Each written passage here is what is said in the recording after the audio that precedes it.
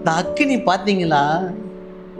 அவன் அக்கினி மாதிரி வந்தாலும், அக்கினியிலே அவன் காட்சி அளிக்கிறவனா இருந்தாலும், இந்த தேவனுடைய மனுஷன் வந்து அதை அரைச்சி பொடி பொடியா ஆக்கி சாம்பல் ஆக்கிடுவார்.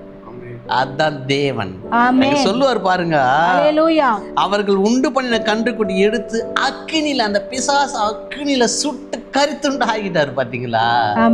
உனக்கு விரோதமா இருக்குது பார், பொல்லாங்க செய்யறான் பார், உன் குடும்பத்துக்கு விரோதமா, உன் ஊழியத்துக்கு விரோதமா.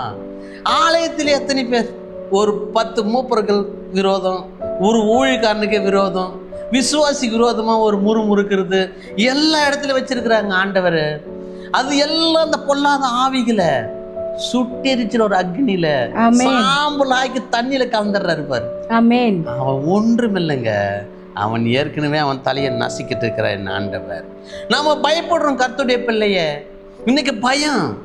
நமக்கு உண்மையிலே கர்த்தருடைய பிள்ளைகள் ஒவ்வொருவருக்கும் ஆண்டவர் அளவற்ற ஆசீர்வாதங்கள் நன்மை நமக்கு செய்கிறார். தம் பிள்ளை தாய் கூட தம் பிள்ளையை நம்மளை மறந்துடுறாங்க, தகப்பன் கூட மறந்துடுறாரு. அவர் நம்மளை ஒரு நாளும் மறக்காத ஆண்டவர்.